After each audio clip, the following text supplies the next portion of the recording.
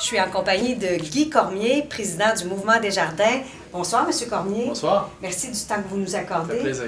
Vous avez parlé durant votre conférence de nuages noirs. J'aimerais, avant d'aborder cela, de vous parler des nuages roses. Qu'est-ce qui est positif par rapport à notre économie? Qu'est-ce qui s'en vient? Vos perspectives économiques? Là? Bien, à travers le Québec, on voit une année 2017, on voit une année 2018 encore très positive. Les entreprises investissent, les gens d'affaires veulent prendre des risques, les consommateurs sont au rendez-vous. Donc, on pense que pour encore les 2 prochaines années, on va prospérer dans une économie qui va nous permettre de continuer de croître à des taux de croissance qui vont être légèrement supérieurs à ce qu'on a pu voir dans les dernières années. Et si je regarde dans certaines régions du Québec, bien, il y a plusieurs régions. Aujourd'hui, on est à Sorel-Tracy ici. Il y a plusieurs régions, et ça, c'est un beau nuage rose, qui travaillent très fort à diversifier leur économie actuellement, à ne pas seulement être axé sur une seule grande entreprise, mais à faire affaire avec plusieurs entreprises. Ça, c'est un beau nuage rose. Et qu'est-ce qui nous différencie, les Sorelois, des autres régions? Parce que vous faites le tour du Québec. Bien, écoutez, moi, ce que je sens ici, c'est que vous avez embrassé déjà depuis 3-4 ans cette volonté-là de diversifier votre économie. Je ne vois pas ça dans toutes les régions. Il y a encore des régions du Québec, pour plein de raisons, qui travaillent, qui réfléchissent à se diversifier dans d'autres secteurs d'activité, dans d'autres créneaux, qui ont 1 ou 2 grandes entreprises dominantes et qui sont très tributaires de la performance de cette entreprise-là. Dans le cas de Sorel, je peux penser à l'agroalimentaire, je peux penser au tourisme, je peux penser à l'écologie industrielle, je peux penser au tourisme agroalimentaire, je peux penser à tout ce que vous faites dans le domaine écologique.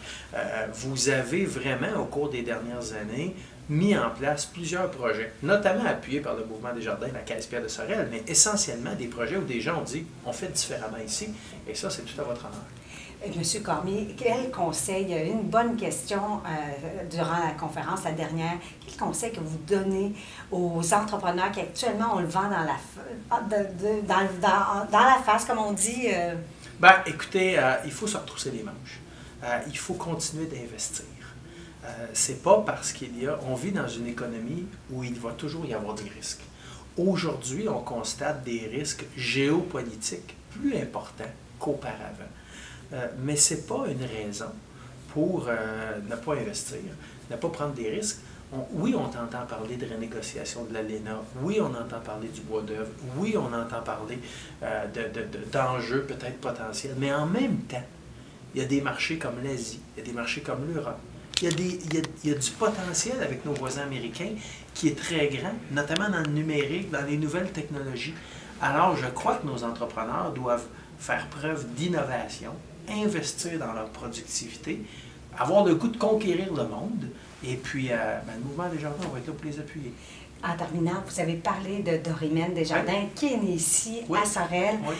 Est-ce que vous en côtoyez à travers le Québec, est-ce qu'il y a un modèle, une femme d'affaires que vous pouvez me parler, que vous avez rencontré en me disant, elle a du chien, elle a du guts, elle est innovatrice. Est-ce qu'il y a un modèle de femme d'affaires que vous a épaté, là, peut-être? Moi, je vous dirais qu'il y a une personne que je côtoie depuis un certain temps, qui est Sophie Brochu, le Gaz métropolitain. Que j'ai beaucoup de plaisir à côtoyer. Nous partageons 2-3 éléments qui sont des convictions profondes. Premièrement, les jeunes. L'importance des jeunes au Québec, l'importance d'appuyer les jeunes, l'importance de contribuer dans nos écoles secondaires, universitaires, à mettre en place des programmes qui viennent les soutenir, notamment à travers Force Avenir. Ça, c'est une première chose. Et l'autre chose, à travers certaines tribunes, moi, je vois une volonté chez Sophie Brochu de voir une croissance économique, de voir un développement dans le futur qui intègre des dimensions que j'ai parlé notamment ce soir, c'est-à-dire le développement durable, le respect de l'environnement, le respect de l'eau, le respect d'une planète que l'on veut encore meilleure.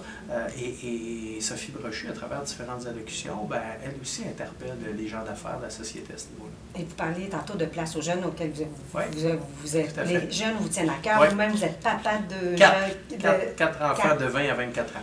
qu'est-ce que vous leur dites? Parce que cette phrase-là m'a interpellée sur le savoir-être. Si ma fille de 15 ans vous écoute, qu'est-ce que vous lui dites sur le savoir-être, M. Cormier? Ce qui est important à mes yeux, et c'est ce que je dis à mes enfants, c'est que oui, il y a le savoir-faire, donc les connaissances de base, mais avec la robotisation, avec les technologies, le savoir-faire va toujours demeurer important. Mais il y a d'autres outils qui vont être capables de faire le travail. Le savoir-être, savoir se comporter, savoir prendre des risques, avoir de l'audace, avoir le goût d'innover, être curieux, être ouvert d'esprit.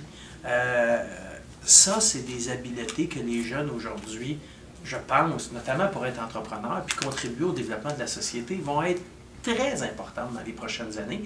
Puis je pense qu'un jeune qui possède ça a des outils dans son coffre à outils qui vont lui permettre d'aller loin dans la vie. M. Cormier, c'est tout le temps que nous avons. Merci beaucoup pour cette belle entrevue. C'était très agréable. Merci à vous. Merci.